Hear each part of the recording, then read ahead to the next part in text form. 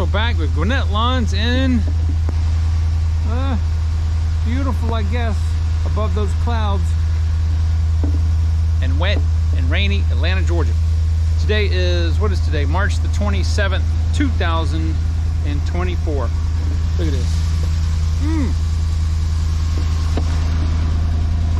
Let me get in the truck so you guys can hear me. I'm waiting on Josh to get here, so I wanted to chat with you guys briefly. So yesterday, which was Tuesday, was a complete and total rain out. So today and the rest of the week, it's not supposed to rain. However, because it's very humid, it's a little misty outside, and foggy, I don't know how much of this stuff's going to evaporate. But we have well, I think we've got about 15 to do today, and I think Josh is only going to work till 3, so it's not going to all get done. So what I did was, yesterday, while it was pouring down rain in the afternoon, I sent all the customers an email and said, hey, it's pouring down rain. We won't be out today. We'll be out tomorrow. All of my Wednesday customers today, I sent them an email as well and said, hey, it's pouring down rain outside. We're going to be one day behind. We will try to get some of the Wednesday route done, but if we don't get to you today, which is Wednesday, we will be out on Thursday. Now that's the challenge, right? You've got a full day of mowing Monday and Tuesday. Wednesday the route is a little smaller, and I do this by design because if it happens to rain Monday or Tuesday, then there's a chance that we can get all of the route done plus Wednesdays, if there's just one day of rain. So, but thank God, thank you Jesus for the rain, because look, as much as I would like it to rain at night, it's not going to happen, right?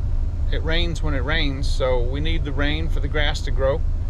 And it's going to be in the low 80s Saturday, or I think Saturday and Sunday on Easter.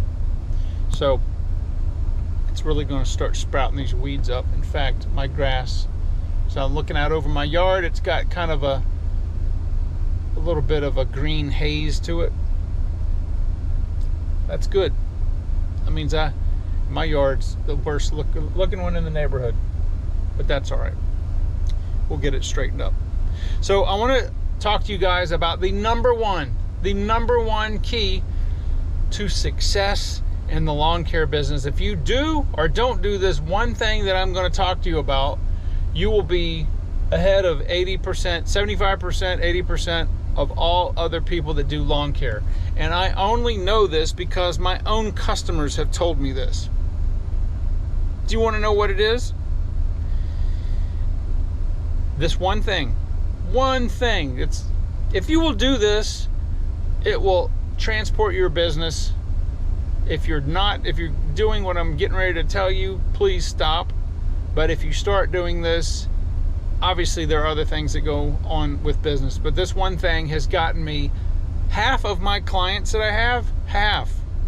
That's right, 50% of the clients that I have are because other lawn care people, put that in quotations, did this. And I've talked about this before on other videos, but showing up when you darn well want to, you can't do that. Listen, I get calls and emails every single day, people wanting me to take their property on. And because I'm pretty much full right now, can't really take on any more work. But I'm going to tell you this, I always ask them, right? I'm like, what happened to the other lawn guy?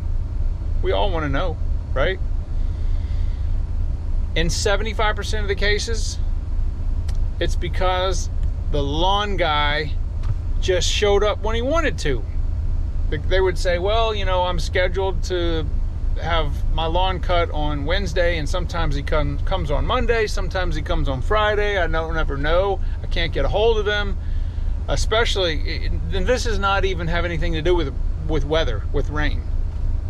And then if it rains, you know, they may not show up for a week, and people do not like that. You cannot do that in a service business. So if you will commit to being completely and totally transparent with your customer and give them a specific service date and stick with that date, and we understand things happen. It rains, trucks break down, mowers break down, whatever.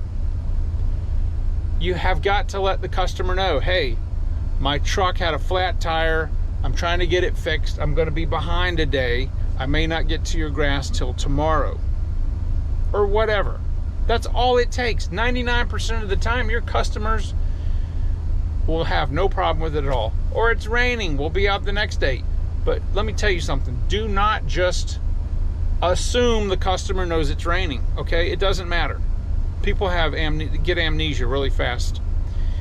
But if there's no weather-related issue and you're supposed to be there on Mondays and you have a scheduling problem, that's your problem, right? It's not the customer's problem. But what you need to do is you need to let the customer know. There's nothing hard about this. But half of my business, half of my customers came because they got fed up with the previous company or companies, and I don't do that to my customers at all. And unless they move away, they're sticking with us. I'm gonna tell you this, you can do a mediocre job, and I'm gonna preface this by saying you should always do your best job and you should strive to get better and better, but you can do a mediocre job and be laser focused on always being there when you say you're going to, and letting the customer know if you're not, all that stuff. They will be more lenient with you than if you did a super job and you just show up whenever. Because I've come behind other lawn care people and they did great work. They did super work. Their edges were nice, everything was done. They just showed up when they wanted to.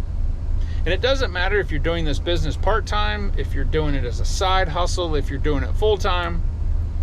I've been doing this since 1977, right? That's a long time. You have got to let your customers know. I don't care if you text, call, send a passenger pigeon, it don't matter. If you're not going to be there when you say you're going to be there, then you need to be getting in contact with them, letting them know why. All right? So I don't know why this is such an issue with people in this business. I think it's because the barrier to entry in this business is very, very minimal.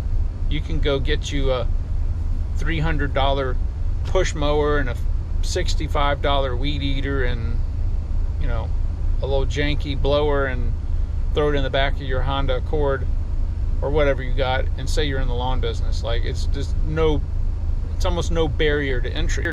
The problem is, are you going to be able to stand the test of time? Are you going to be able to grow your business, right? And you will grow just because you're getting better and better at your skills, but you have got to make sure that the customer knows what day you're coming, and if you're not going to be there, you gotta let them know. That's the number one key. If I was to give anybody one piece of advice, if you can nail that down and get that locked in, you will be ahead of 90%. I don't know, 90%. I'm gonna say 75%. I ask people constantly. I'll ask customers, new people that want estimates of why, what's wrong with the guy that you're using, the company you're using, and a lot of times I hear, oh, they do a great job, but, and I already know what the but is. They just show up when they want to, and people don't like that. I wouldn't like that. I wouldn't put up with it. You know, once or twice, but if it's a pattern, they're gonna get rid of you. We have 6.5 million people in Metro Atlanta. It's like a 7 or 8 county thing, and it's over 1 million people in my county. Plenty of business, man. Plenty of business. So I'm going to give you guys that piece of advice. I don't know if I'm going to show anything else today. If I find something interesting or whatever, I'll chime back on. But just remember that and put down in the comments if you've had experience with that. And do you practice that, or are you one of those that show up when you want to? Be honest. Be honest about it.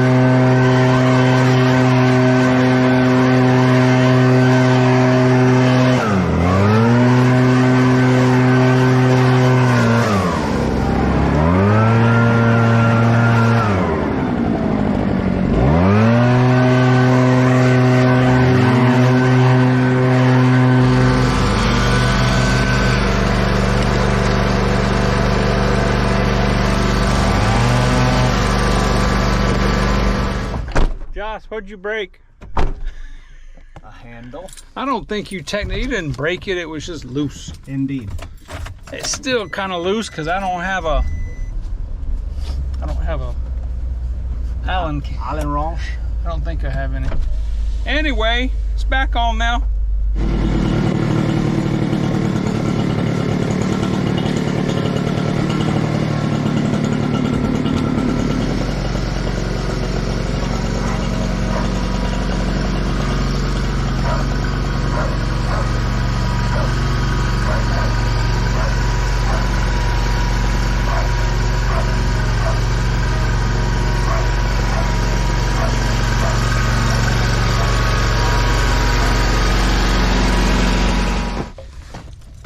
What did y'all think about that mud puddle?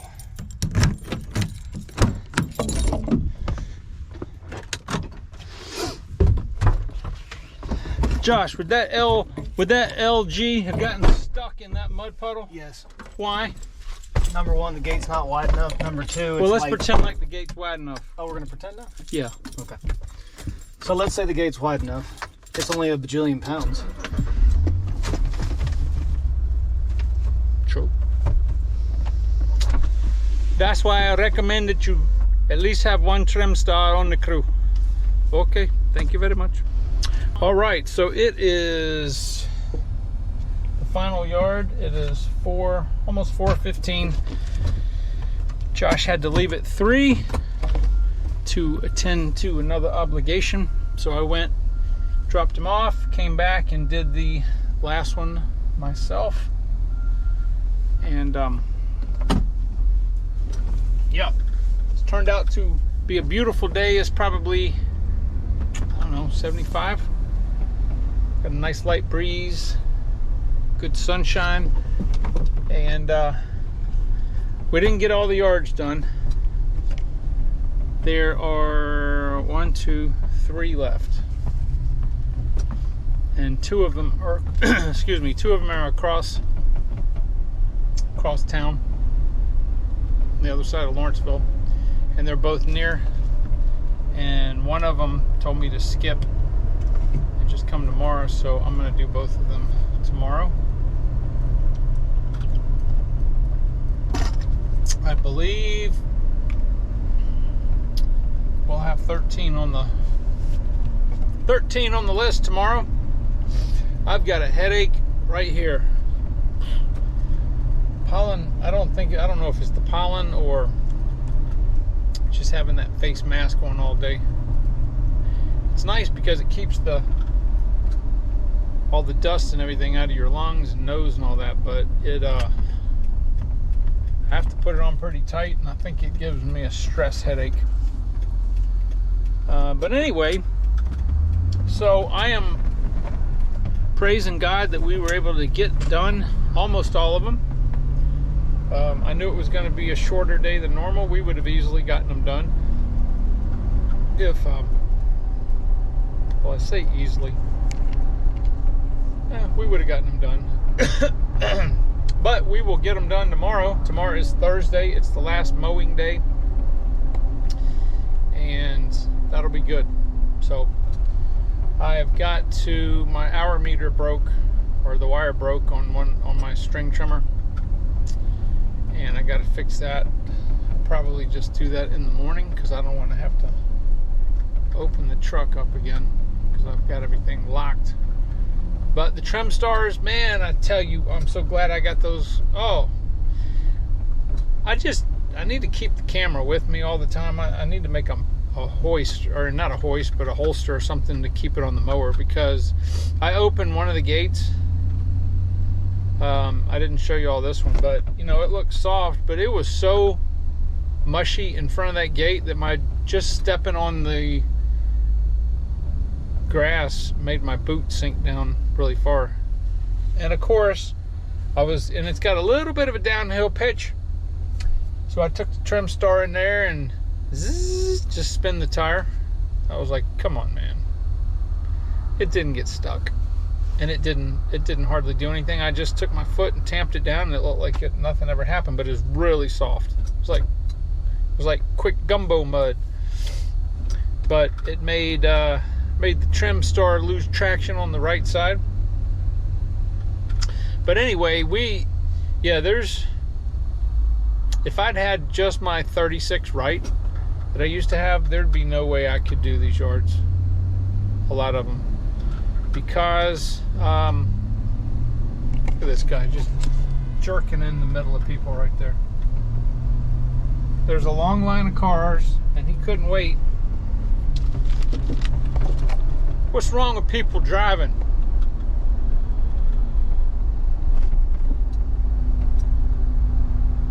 I don't get it, man. But you got to remember something. When you're in a company truck, you have to put on the face. You can't be honking and doing stuff like that, like that car ahead of me did. No, not when you're representing your company. Nope. So anyway, we're gonna start at 8 tomorrow. I don't know, maybe I do a video tomorrow too. But the pollen out here, because of all the pine trees, is insane. Another day or two to have those baby pine cones dry off, and we will be back on a dust storm, because it is really, really, really thick and heavy yellow dust on everything after the rain dries out. But yeah, I saw somebody on one of the Nextdoor apps. They were asking, what is this yellow dust on all the cars? They were from I think California. They're like, we don't have this up there, but I'm like, yeah, it's just pine pollen. And most of the time, pine pollen, because the spores are so large, it's not the pollen that makes people have allergies and stuff. Most of the stuff that gives people allergy are the really, really, really small size pollens, like grasses and different species of other trees. But the pine pollen, it's really, really large comparatively to different pollens. So that doesn't usually cause people ills. It makes the car nasty looking. It makes everything nasty. Just coats everything with the yellow dust. But anyway, that's the way it is in Atlanta, GA. But all the trees are blooming. So in about a month, about mid to late April, all the trees will have full foliage again. I'm so happy. I do not like winter. I do not like fall. I really don't care for spring. I like summer. So anyway, it'll be in the 80s later, I think on Easter Easter Sunday it'll be like 81. But I am very happy. Very happy. Alright, well, I'm almost home, so I'm going to go ahead and end this video. And I'm going to go edit it and get me something to eat because I am starving. It is time to eat. But I hope you guys have a good day. I hope that wherever you are, that it's not wet and you're able to get out and mow and make some mowing money. With that being said, I will see you guys on the next video.